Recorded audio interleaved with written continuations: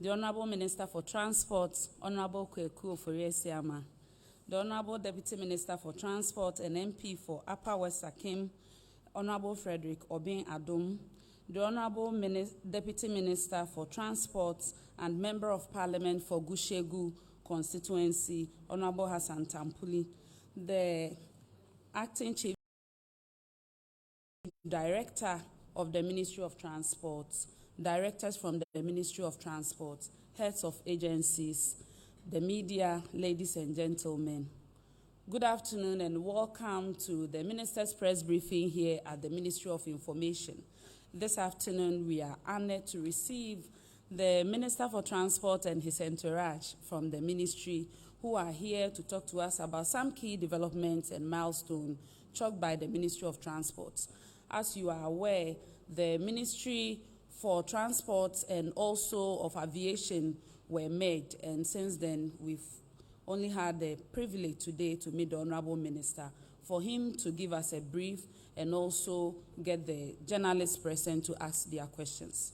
Before I go on to invite the Honorable Minister to take the podium, kindly permit me to acknowledge some dignitaries who have joined us here at the Ministry of Information this afternoon. First of all, we have the Director General for National Road Safety Authority, Mrs. May Obri Yeboah. We also have the Director General of Ghana Ports Company Limited, Mr. Yao Kwekua. Kwakwa, okay. So we have Mr. Yao Kwakwa, who is the Director General Ghana Airport Company Limited. We also have the MD for Ghana Civil Aviation Authority, Mr. Charles Kreku. We also have the AG Principal, Ghana Technical Training Center, Mr. Emmanuel Kwafo-Fei. We also have the AG Chief Director, Mrs. Mabel Sego. And we have the Deputy Minister for Transport and Member of Parliament for Upper West Akim, Honorable Frederick Obin Adom.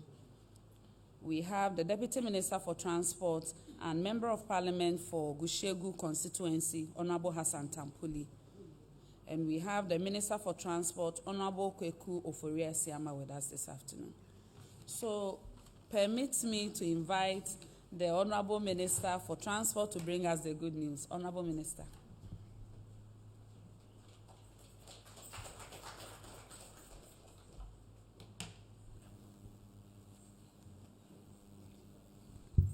Yeah, thank you very much, Deputy Minister of Information. The Honorable Minister for Information, a Member of Parliament for Ofuasi Ayubi, Kojo, Honorable Kojo Opon Nkrumah, Honorable Deputy Ministers of Transport and Ministry of Information, the Acting Chief Director of Ministry of Transport,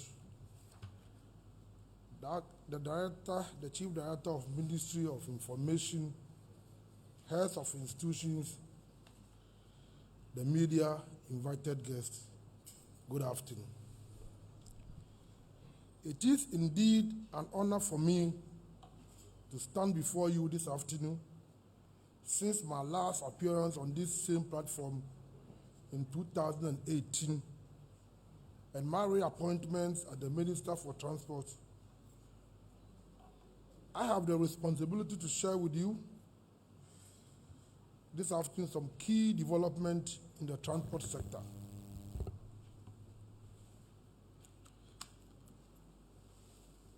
It is important to note that the Ministry of Transport has been merged with the Ministry of Aviation.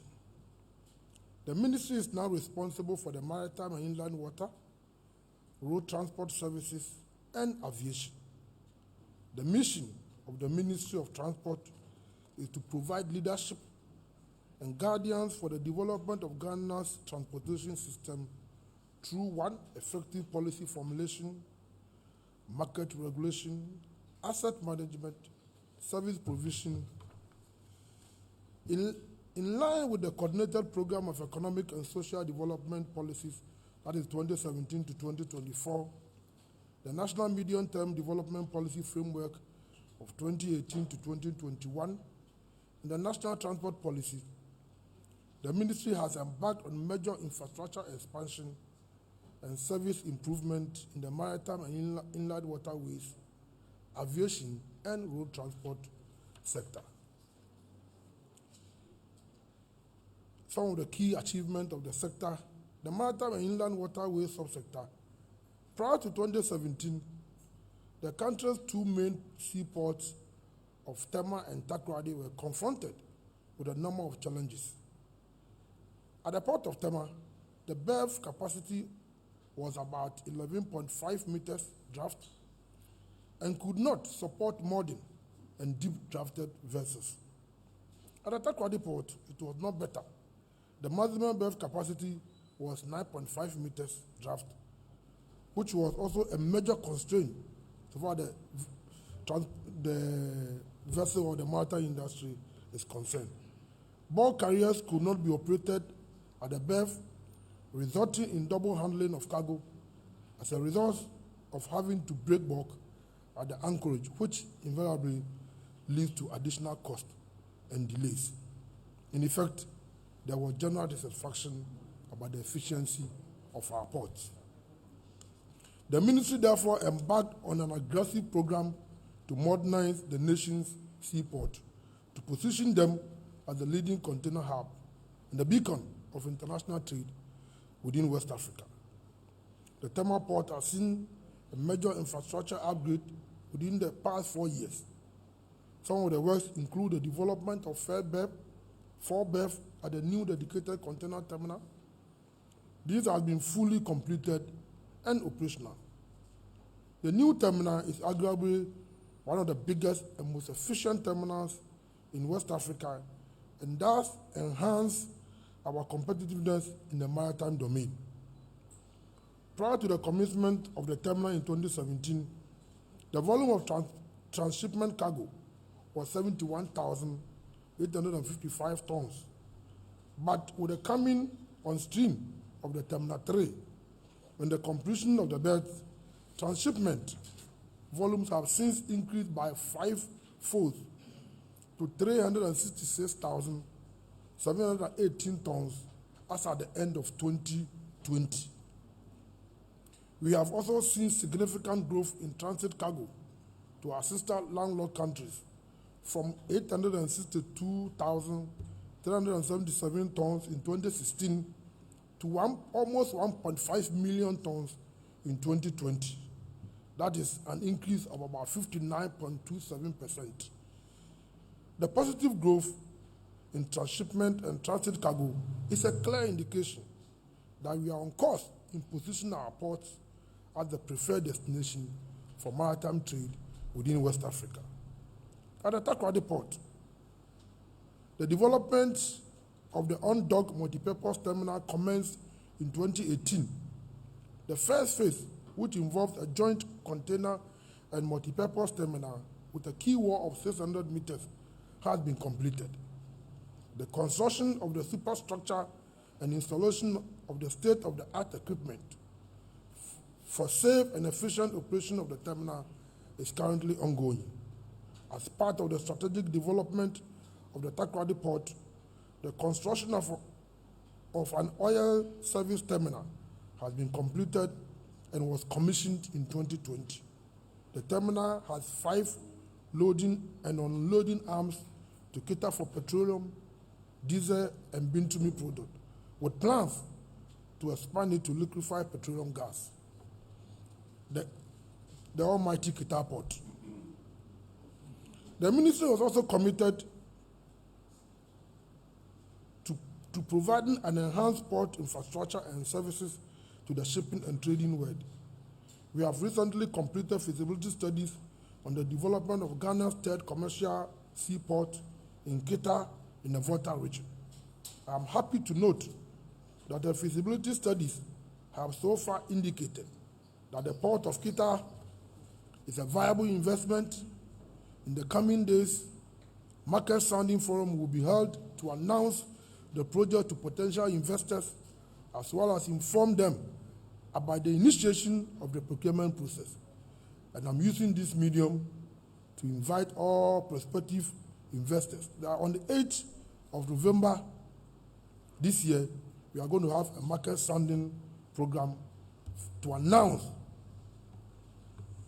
the procurement process, because we need to go through a lot of process to announce the procurement process. And I'm inviting all of them to take part either through in person or through Zoom. Bonkra Integrated Logistics Terminal. To facilitate transit trade, especially to landlocked countries of Burkina Faso, Mali, and Niger, the Ministry, through Ghana Shippers Authority, has engaged a concessionaire to develop an integrated logistics terminal at Bonkra. Preparatory works have commenced, including environmental impact assessment and engineering designs, among others. The completion of this project will form part of our strategic transport network to bring import and export services closer to the doorsteps of shippers in the middle and northern part of Ghana, as well as the neighboring landlocked countries of Burkina Faso, Mali, Niger, and Chad. Coastal fish landing site and fishing port. Another area of development under this government is the construction of fish landing sites and fishing harbors along the coast. The artisanal fishing industry has been confronted with poor fishing landing facilities, inadequate storage facilities, high post-harvest losses, unhygienic conditions, and poor handling of fish, among others. The fish landing sites are therefore aimed at ensuring safe launching and landing of artisanal fishing canoes, as well as create and maintain hygienic environment. The project, when completed, will create jobs for the beneficiary communities and also improve their livelihoods. A total of 12 landing sites are being constructed along the coast, and I think it's important that I go through the locations. Axim and Discoff in Western Region, Mori, Mumford, Otuam, Abanzi, Winneba, Senyabreku, Gomuafeta in Central Region, Teshi, Osu in Greater Accra Region, and Kita in Volta Region. As well as 2 fishing harbors are also being built, one at Jamestown, another one at Emina. The marine works have progressed substantially, while the onshore facilities, including fish markets, ice-making plant, net mending halls, fuel depots, and daycare centers, among others, are progressing steadily. In addition, some complementary projects as health posts, multi-purpose market facilities have been identified by the beneficiary communities to be constructed as part of the overall development of coastal fish landing site project. Inland water transport. To ensure safety of navigation, in order to reduce accidents on the Volta Lake, the removal of tree stumps along the navigable routes is underway. So far, 3 stumps at Dambai to Dambai Overbank, Yeji to Makango, and Yeji to Agojake crossing route have been removed or cleared. A feasibility study for a proposed Volta Lake improvement project has been completed with the support from the Korean Exim Bank. Facilities to be provided for transportation on the lake include supply of 5 vessels, integrated management systems, construction of a slipway, and 10 landing stages with reception facilities at Akosombo, Yeji, Makango, Kodokrom, Ketekrachi, Dambai, Dodokope, Pando, Topo, Agodeke, Akatin, and Kwame Dramna. As I speak, the Korean delegation is in town for appraisal mission on the project to enable us conclude the financing arrangement. Road transport services sector. For road transport services, government policy is to promote public mass transportation by ensuring that the traveling public commute by some means of higher occupancy bus services. In this respect, government supported the Metro Mass Transit Limited and the Intercity STC Coaches Limited with a total of 200 buses. New intercity buses are also being constructed for MMT, about 100 from a Belgium bank facility. So MMT is also going to get additional 100 units this year. These buses are expected to be delivered by the second quarter of 2022.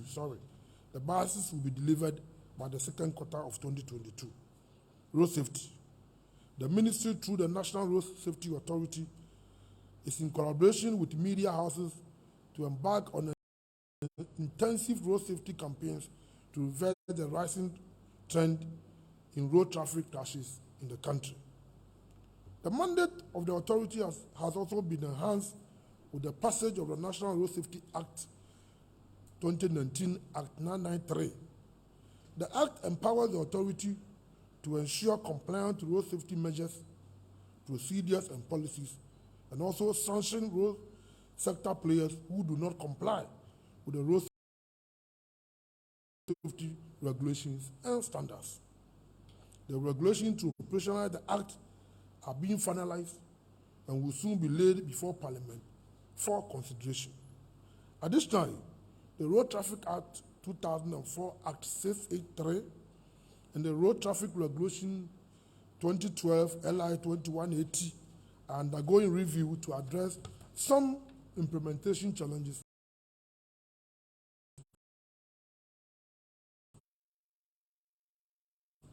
as well as incorporating innovations in the management of road transport services. Consultative meetings are ongoing on proposed amendment to the Act and regulation for consideration by Parliament. Indeed, only a few days ago, on the 13th of October 2021, a public consultative forum was held to solicit input toward the review of the regulation. The DVLA in recent times has made significant improvement in its service delivery. From an institution that had low patronage or penetration of ICT and confronted with myriad of challenges to one that epitomizes innovation and efficiency. Some remarkable achievements include the introduction of a new driving license system and a new vehicle registration system had been introduced. The DVLA is also trying to digitalize its vehicle records to ensure seamless flow of information between the Ghana Police Service, the National Insurance Commission, and other state agencies in line with the agenda of trying to digitize that as part of the government agenda. Vehicle records from 1995 to 2016 and 2017 to 2019 have gone through the process, while records from 2019 to 2021 is currently ongoing. I'm aware that the Ghana Police Service is also trying to bring some automation into traffic enforcement regime system. They are going to introduce a system called TrafficTech to improve compliance to road safety regulations. In addition, a new database device has been introduced that allows the DVLA and the MTTD to perform its compliance rules in the field and identify recalcitrant drivers on the spot. The aviation sector. For the aviation sector, government vision is to make Ghana an aviation hub within the South region. Pursuant to this, the then Minister of Aviation implemented a number of policy initiatives, programs, and projects. Major infrastructure facelifts have been undertaken at various airports. The Kumasi and the Tamale airport are currently being upgraded to international status. The Kumasi Airport Phase 2 and Phase 3 is 92 and 37.8% complete. A test run for a new terminal. We are going to do a test run for the terminal.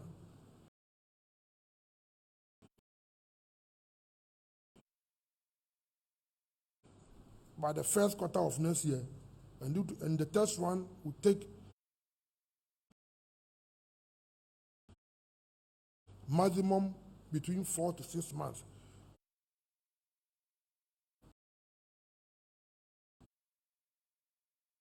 For us to make sure that the terminal will be ready for the use when other infrastructure projects that we are going through, that's the runway and other things, are all completed. So from the first quarter of next year, we are going to start the test run for the terminal at the Kumasi Airport.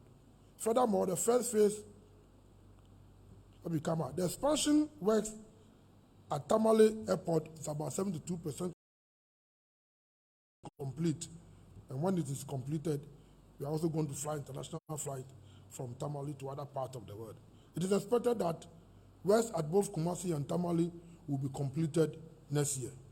Furthermore, the first phase of the Sunyani Airport rehabilitation works is also nearing completion. The second phase will begin next year.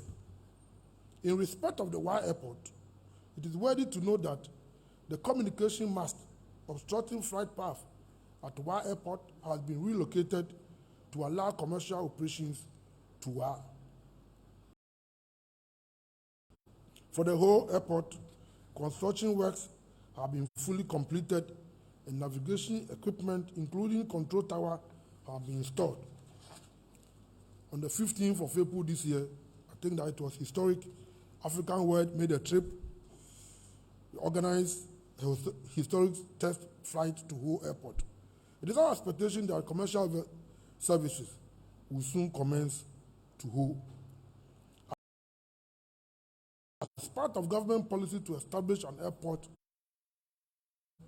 or airstrips in each part of our regions to boost tourism and trade, a feasibility study is currently ongoing to determine a suitable location for the development of an airport, either in Cape Coast in Central Region, another one either in Takoradi in Western Region, or there should be one which can serve the two regions in between Central and Western Region.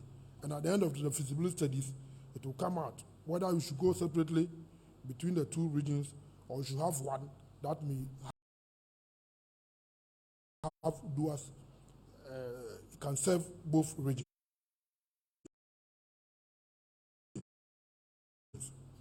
As part of the government pursuit to make Ghana the aviation hub, the ministry is at its final stage of negotiations with strategic investors for the establishment of the home-based carrier. It is expected that the negotiation will soon be finalized and the airline established, and we are hoping that by the middle of next year, at least, the airline should be in place.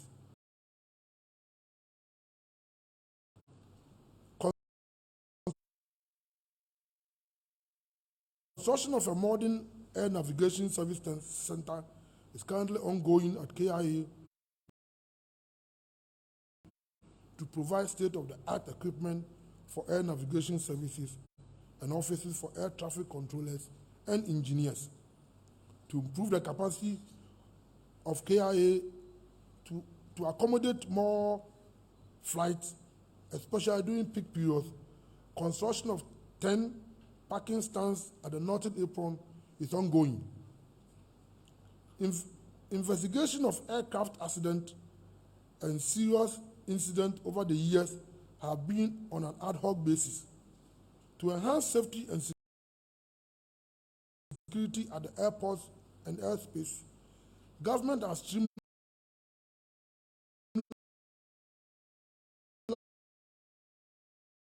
the structure by creating an aircraft accident and incident investigation and preventive bureau by the passage of the Act 2020, Act 1028. The object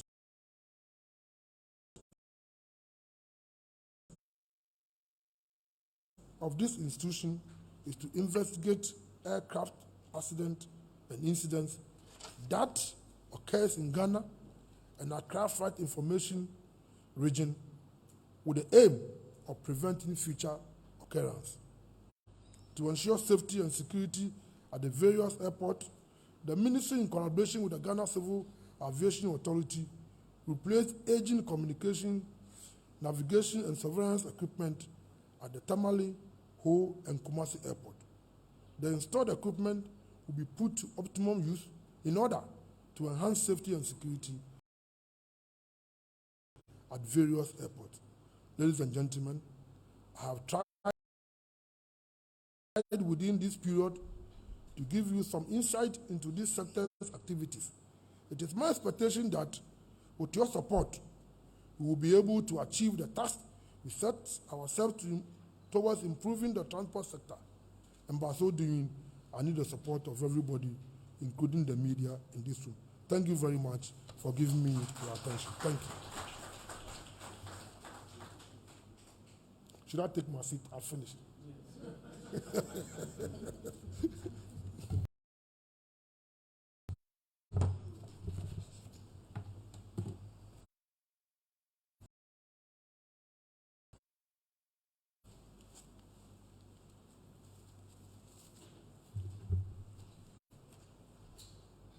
Thank you so much, Honorable Minister, for the insightful presentation.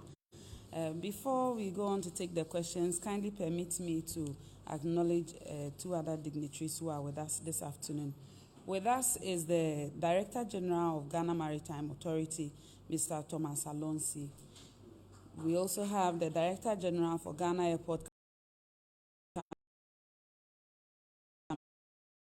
Company Limited, Mr. Yao Kwakwa, with us this afternoon. Friends, Yenuanum Central for Mr. Monsenia Musite, Honorable Minister, or the Jumadi Tichua or Mudi or Transport Ministry, the Abedan Yewe.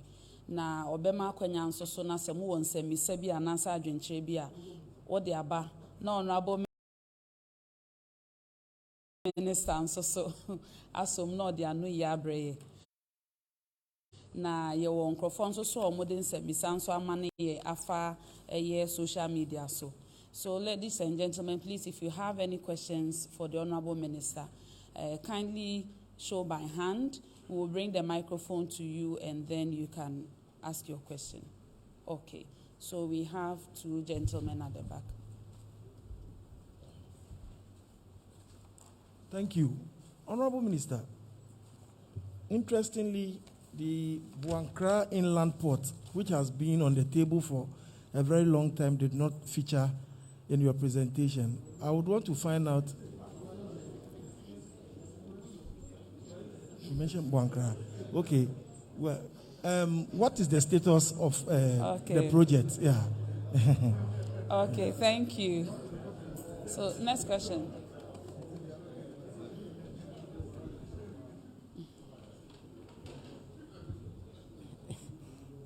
Thank you.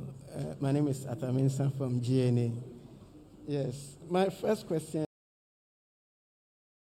is with regards to Ghana getting our home-based carrier by middle of next year. I want to find out because in the past we have had negotiation between Ghana and Egypt Air. Sometimes we hear Ghana and Ethiopia Air. If he can at least update us about the negotiation so that we'll be sure about maybe going to partner any of the two I've mentioned or maybe any other. Then my second question is regards to protests by workers at KIA, Kotoka International Airport.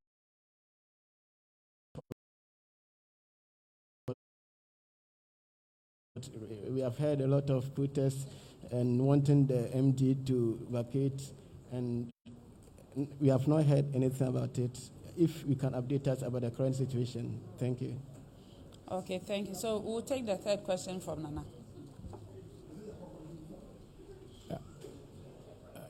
Good afternoon, Honorable Minister. You did mention expansion work, improvement work on some ports in the country. You mentioned Tamale Port,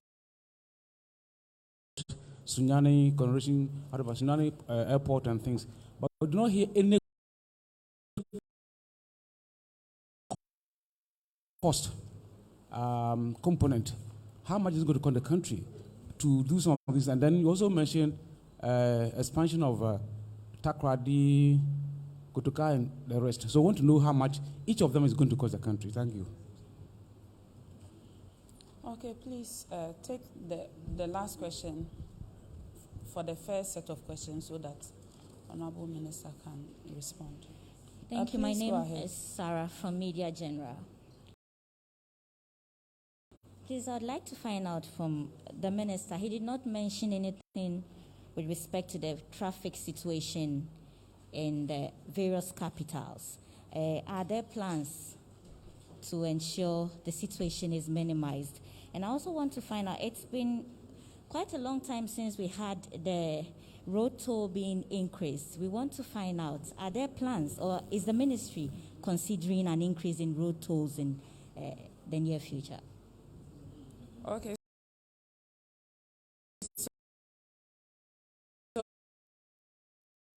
So we will pause here and go for Honorable Minister's response and then come for the last set of questions.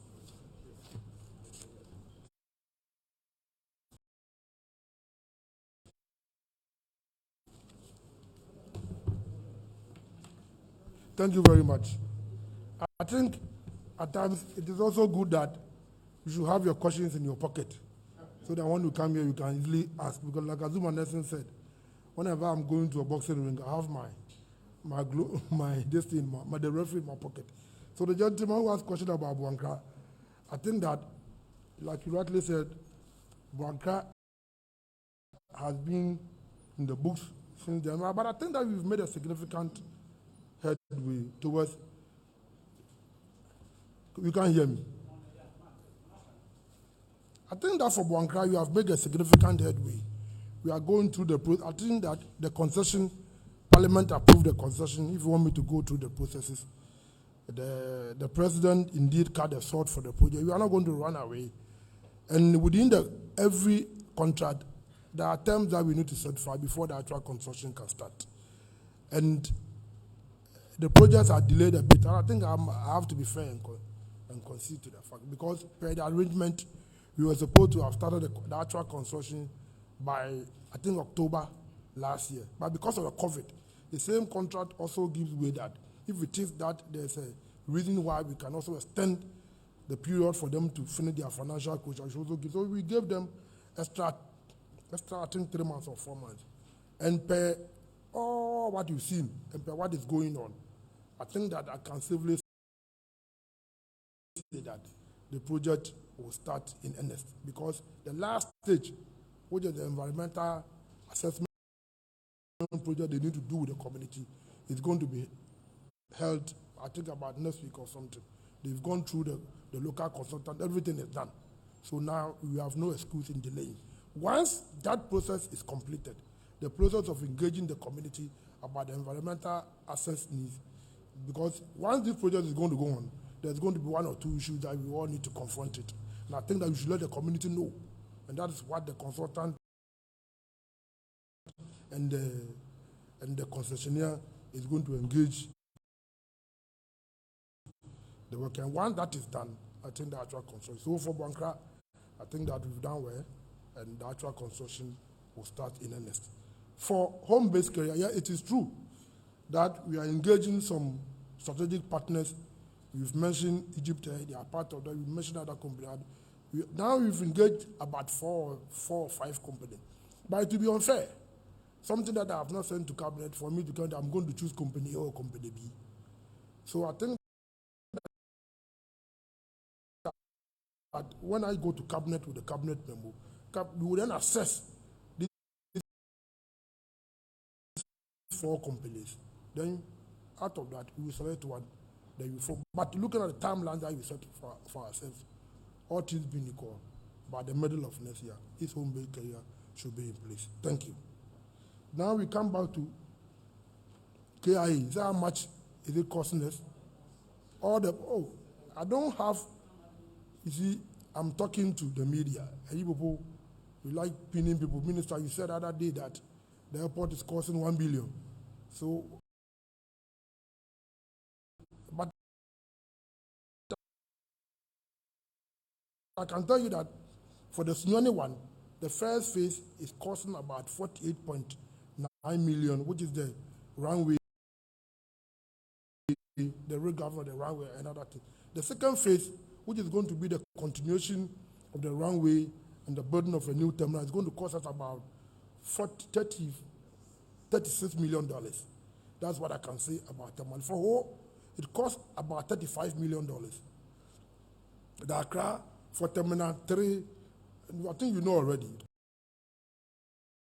costs us about over 400 million, $275 million. But with the new apron that we are building, it is costing an additional, the northern apron in Kotoka, about almost $60 million, the new apron that we are, because we need that one, because the fight to our domain is increasing, and at times, parking space has become a problem. So we need to expand it, because ICAO comes back to assess it every year, depending on the traffic that we have and available infrastructure space that we have for these airlines to enable them park comfortably. So we need to spend another between $50 to $60 million constructing this apron, this northern apron, to give way, to give them comfortable space for them to park their airline. So that's about for Tamale and for Takoradi and Cape Coast, or one airport that we are going to build, the two, the feasibility studies will then determine, because we are not done yet. The FS will come out with the level of infrastructure and the cost that we need to put in place in building. So for Takoradi and Cape Coast, or the one in between, I think that you must give me time for the feasibility studies to be completed. Then the cost element will be there based on the infrastructure that we need to put in place for this area. For road traffic, Madam, I'll consult the Minister for roads, because it is his domain to determine whether he's going to bring in new road toll or not. I'll consult him to find out if he has any plans in increasing the road toll.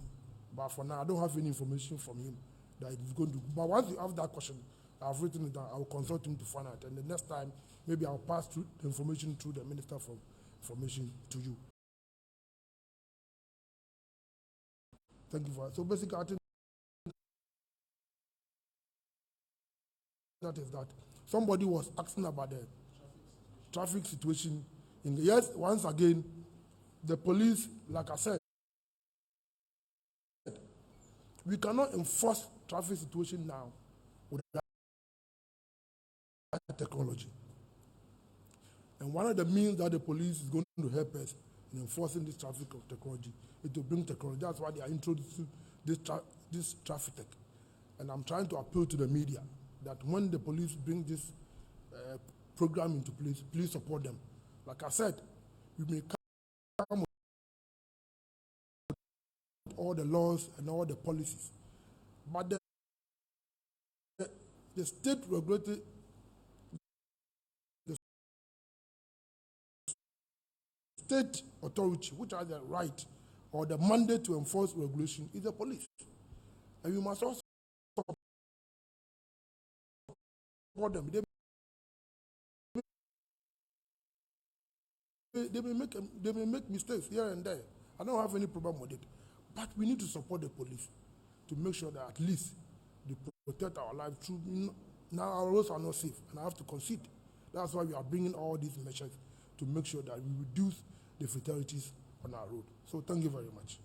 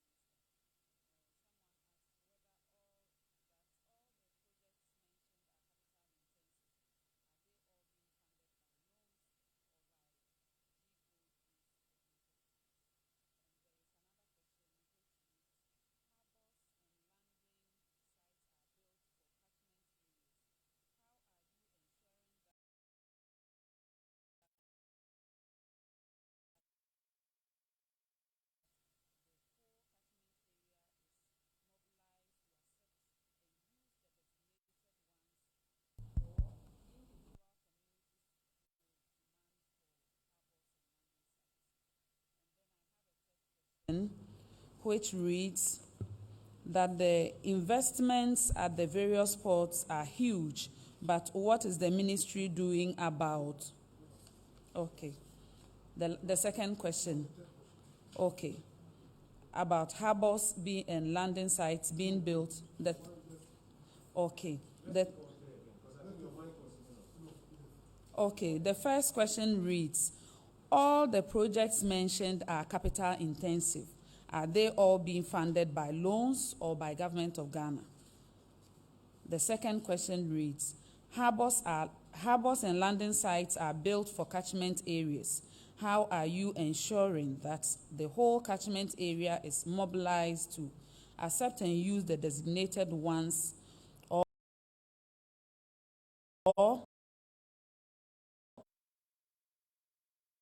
they will be demanding for their own individual sites and harbors? And the third question reads that the port infrastructure, as we have it, are huge investments. What are you doing about piracy and water transport? So please, if we have some questions in the auditorium, I'll take them. An honorable minister. Okay, I can see one hand here and one at the back. Okay, and Nana.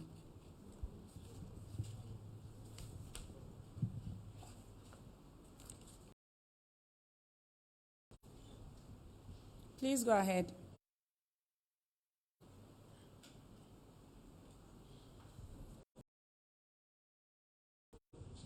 Thank you, Honorable. My name is Paul Nyoje Dalafu. I report for Daily Statesman. And Honorable, my question is, when we are talking about transportation, sometimes we limit our minds or we narrow ourselves to the city other than the rural areas. And it has to do with the fair distribution of the national cake. People in the hinterlands have been complaining of public sector transport. For instance, one traveling to a place like Chaponi will have to leave late in the night to be able to get a bus like Metro Mass to Tamale before he can make up his time. And similar in Sawoba. As for Sawoba, I am aware the bus does not move there anymore. I want to know whether that has come to your attention. And if that has come to your attention, what are you doing to make sure that the people get their share of the national cake? Thank you.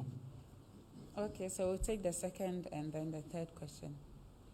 Yes, Honorable Minister, once again, there used to be a case that whenever there's petrol, increase the petroleum prices, the ministry comes out readily with trotro and taxi fares and things like that to, as it were, avoid the normal confrontation between passengers and drivers. But these days, we are not seeing those things anymore.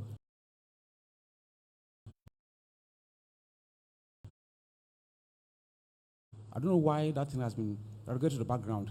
And my second question goes to the DVL. Whenever there's increase in petroleum products, the Minister of Transport comes out readily with transport fares. I mean, trotro, public transport, and taxis. But these days, we don't see them anymore. So you hear the confrontation between the trotro drivers and the passengers here and there. I don't know why that thing has been relegated to the background. My second question to DVLA, when you take the public transport, for instance, the sprinters, instead of, say, the approved 19 or 21 passengers, they add additional seat. In fact, those who use it, when you sit, you cannot even, I mean, your knee is just on your chest. And when there's a small break, all your limbs or your knees will be broken. And when you ask, they say, oh, when they go there, they take the normal distance. When they come there to apply to use the vehicles, they themselves add. I don't know what the DVLA is aware or they're not aware. And this has already happened. We can go out. I've done a lot of research about it. That's why I'm asking that question. Thank you. Okay, so the third question, the third and last question. So my question actually ties to what Nana just started. I wanted to find out from the minister if it has come to his notice the threat by the transport operators that from next month, that is in 3 days' time, there is going to be a likely increase in transport fares. And also, he did not touch on the road traffic accidents in the country. I want to find out what is the status of it. Thank you. Thank you. Honorable Minister, please.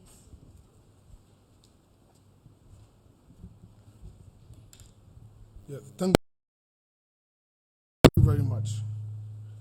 The first questionnaire asked if the funding of this project is a combination of funding arrangement. Some are by the private sector and some are by the government. If we look at the Terminal 3 that we build at Tema Port, it's a combination between government and the private sector. That's the GPHA, Maersk, and Borari. We call the MPS, both the Tema Terminal 3. For Takoradi, the multi-purpose terminal is being built by the Ghanaians, Ibistek, costing them between $250 million and $350 million. That is the project that the president introduced. When we came, we realized that all the port infrastructure activities, there were little Ghanaian, indigenous Ghanaian business people involved. So the president took a decision that, look, we cannot develop these infrastructures without bringing in Ghanaian business people. So we need to encourage them. So we supported them, and now they put up that magnificent edifice in Takoradi. For the landing site, the cost is borne by government. It's a loan facility from the Chinese government at $208 million. So if you look at the port infrastructure facility, as we are doing, it's a combination of GOG and private sector. The second question talks about piracy and what? Water, yes. Let me deal with the piracy. It is true. If we look about West Africa today, the Gulf of Guinea is the most dangerous zone in the world. It counts for about 94% of the world piracy issues in the world.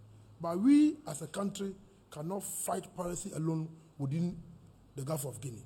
So we need a collaboration with other West African countries and other development partners. So if you watch, we are now collaborating more with other people within the South region. Our Navy is now being equipped. The GMA is now up and doing. That's the Ghana Maritime Authority, who is responsible to oversee this marine, which is responsible to regulate the marine activities within our waters. They are also up and doing, but the challenge is enormous. And I will not stand here and say that we can solve all our problems today. The Navy is doing its part, the national security is doing, but the military itself, we are also doing our part. But we need a collaboration from other West African countries. Thankfully, I have taken over as the chair for Maritime Organization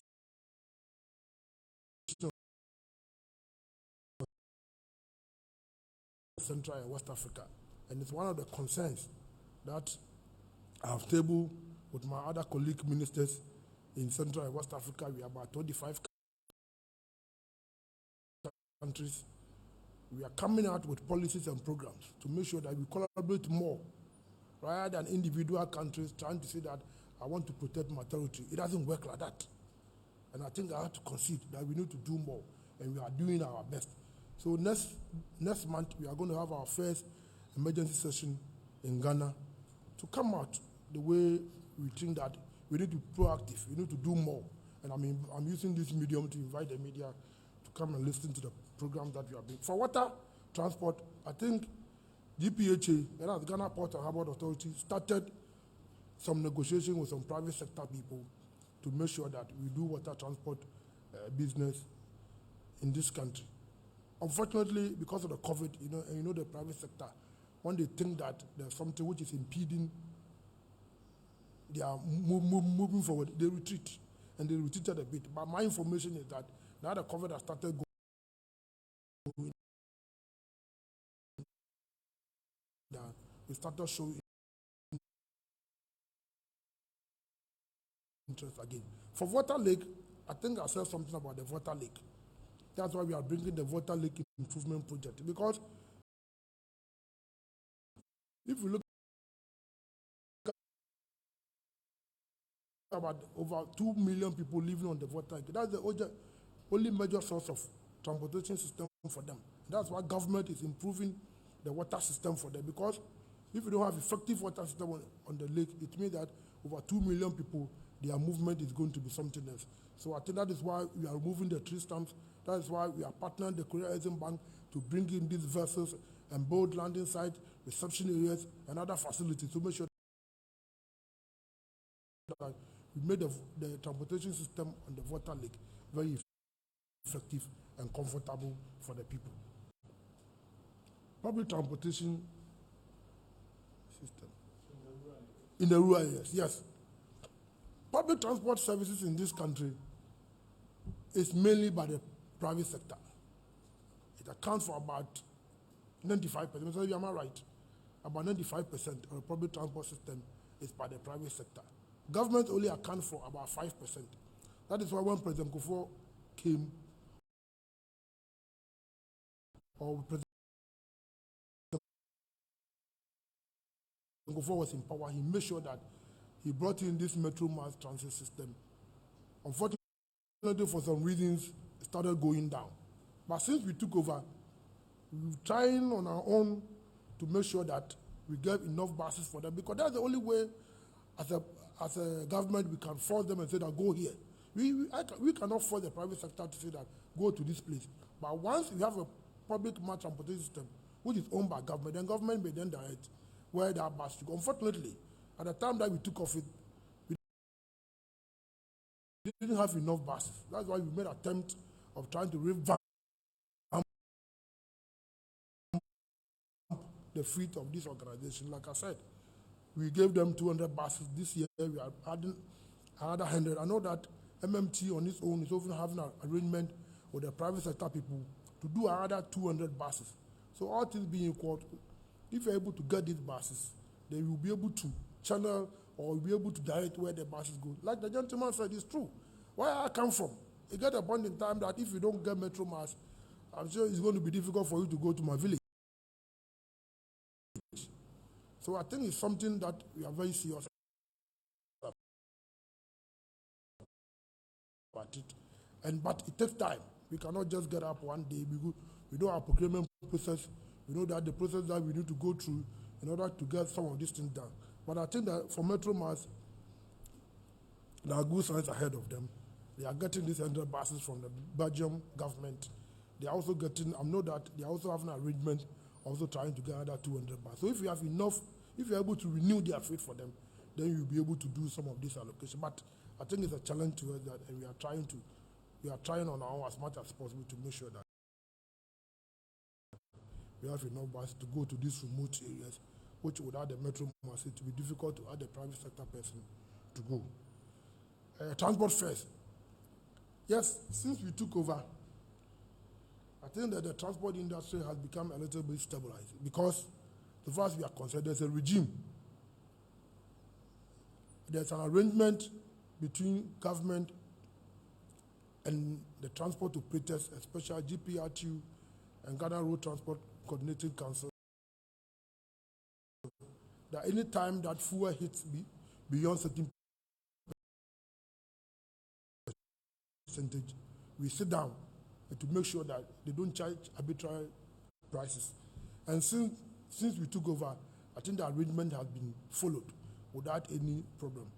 And I think the transport operators themselves are very much aware that whenever we hit, they come, we talk, and we don't make. But in this industry, where regulation is a little bit difficult, you will get one or two people who go on their way trying to bulldoze their way to do the wrong thing. But generally, I think the transport operators have been very disciplined. They've been fine with us. We don't charge transport fares. We sit down with them and to make sure that the arrangement that they put in place is followed. We don't show that they don't charge arbitrary price. And that's all. So I'm not worried about somebody saying that they say they are going to charge from next month. They know the procedure that they need to follow. And let me say that since I took office as a minister, they followed that procedure. I think that I thank them very much for their cooperation. They've cooperated with the government. Like I said, you have one or two people who will say one or two things, but for me, generally, I think they're very cooperative. And I know that when the time comes that they think that they need to come with us, they will come for us to sit down and talk. So I'm very comfortable that if they will come, they will come. They will come to us for us to have a discussion. For DVLA, once again, the issue comes back to enforcing regulation. That is what I pleaded with you, that let's support the police to make sure that these sort of things do not happen on our road. Because DVLA, yes, they register the car. When they come, they will have the correct seat in it. You register them. Like you said, the drivers, some of them will go and remove it and fix another seat. Then the issue then now moves away from DVLA to the police who are ensuring safety and other things on the road. So for police, I think it's important that no matter how you see them, we should support them. We should support them in all these areas. They may make a mistake here and there, but we need them to protect us. And it's the duty of the police to make sure that some of these things are not done. So I think that there again, we need to support the police to make sure that they enforce regulation for us. Then the last question was about, Madam, sorry, your question.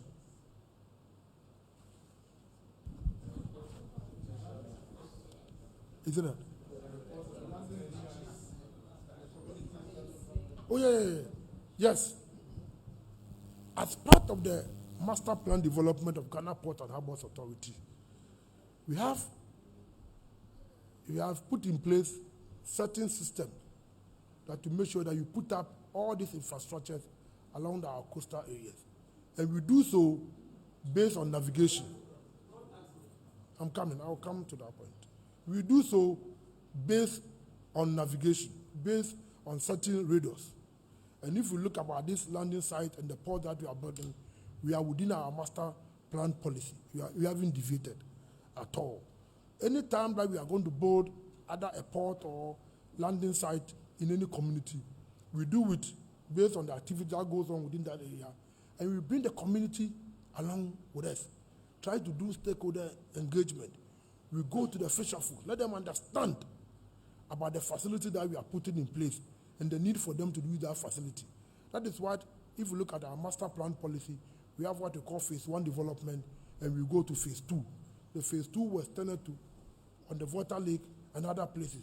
And so far, I think that the movement of these fisher folks, at times we cannot really pin them to one place because they move. And whenever they have their catch, if there's any port or landing site closer to them, they are entitled to use it. So once you put in a facility at your village or in your town or in my village, it doesn't belong to you alone. It belongs to the catchment area based on the activities of the fisher folks. So that is what it is. Somebody was asking of road accident. I said it here, that I will not behave as an ostrich. That we have a major problem on our hands. That is why we all need to come together to make sure that the police, again, is important. They are the ones enforcing this regulation. And also look at the institutions which are responsible to make sure that they put in place safety measures. That's what, when we came, President said that if we look about the status of National Road Safety Commission and the mandate is not enough, significant enough to do the huge task that we've given to them. So the first thing we need to look at is to change it from a commission into an authority with an enhanced powers to enforce certain regulations. That's what today, the National Road Safety Authority, as it is today, is going to regulate the transport sector. It is going to enforce that those who are supposed to put in place safety measures, if you are not able to put in place, they will surcharge you. For instance, if Minister for Roads and Highways build a road and they don't put landmarks on it, the National Road Safety Authority can surcharge them for that. They can even force them not to use the road until those road marks are. But we are not going to get this thing one day to be resolved. Like I said, the challenges that we met are enormous. There must be a gradual way to resolve some of these institutional challenges that we are facing.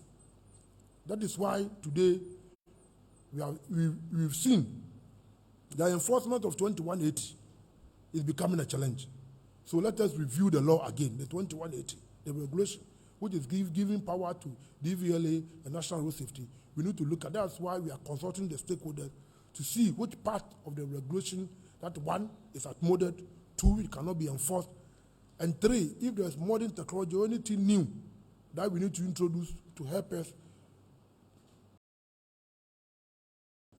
put our foot on this canker, we are doing it. So please, once again, I'm inviting you, take interest in some of this thing that we are doing. Put that on our toes, and I'm sure based on the collective effort that you all put in place, you will be able to resolve. So the road accident is a major issue. One, that's why the police is bringing the traffic tech, because they've seen that we cannot enforce road regulation alone with human factor. We need to introduce or bring in technology to enable you to enforce some of these things. So basically, that is where we are.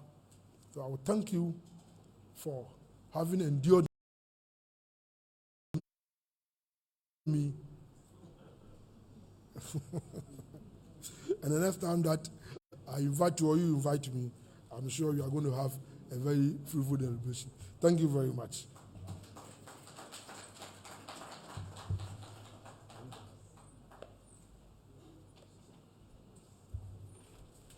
Thank you, Honorable Minister, for the brilliant responses and for the good work that you are doing for Mother Ghana.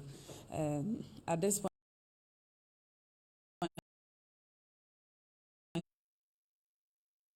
I believe the Honorable Minister has exhausted quite a reasonable number of the questions asked.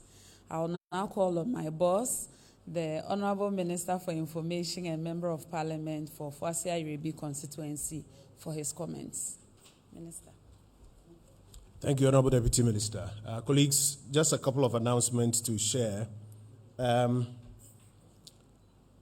On Tuesday, the 2nd of November, 2021, His Excellency the Vice President, Alhaji Adu Mahama. Let me take that again. On Tuesday, the 2nd of November, 2021, His Excellency the Vice President, Alhaji Dr. Mahmoud Bawumia, would lead a town hall and interactive meeting with students of Ashesi University at the Ashesi University College, Brekusu, in the eastern region. It will take place at 5:30 p.m. and will be carried live on a number of television, online, and radio networks across the country. The focus of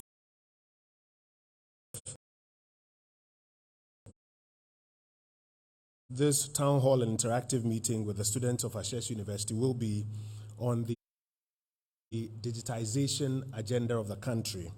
It will give them an opportunity to outline details of work done so far on the Akufo-Addo administration's digitization agenda and the outstanding works. It will also give His Excellency the Vice President the opportunity to speak to the impact of the digitization agenda on public services and in particular on doing business. It will give him an opportunity to respond to questions from students and other stakeholders on the government's digitization program, and it will also give him an opportunity to take feedback for improved action. So that's just a quick announcement for you. Tuesday, November 2nd, 2021, 5:30 p.m. Ashesi University College. His Excellency the Vice President, Alhaji Dr. Mahmoud Bawumia. A second update that I have for you very quickly. The last time we had a press briefing with the Ghana Maritime Authority, there were questions about Mr. Emmanuel Essien, who was reported missing on a vessel. And we committed that we would get some feedback for you. I wrote a letter under my signature to the Inspector General of Police, and they have responded and have brought in the Attorney General's Department. I'll share a copy with you, but just to give you a quick update. The police has completed their investigations. That's the Tema Police. They've completed their investigations. And they've sent a duplicate case docket to the Attorney General's Department for and advice. But the Attorney General's Department, upon study, directed that they needed to do further interrogation of some 3 persons. 1 Isaac Kujo, 1 Jiwonu Ahiable, and 1 Anthony Asiedu. They have gone further to do the further interrogation and have submitted this updated investigative report to the Attorney General's Department. And in the next about 3 weeks, the Attorney General's Department will come out with its final advice on this document. So as we committed, we'll follow up and then we'll share the feedback with you. Those are just the 2 quick bits of information that I wanted to give to you. Thank you very much.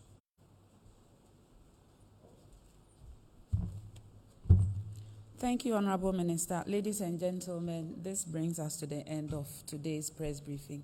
Thank you all for your time. We are happy you were able to join us and also to ask your questions. We hope to meet very soon on the same platform. Thank you for joining us.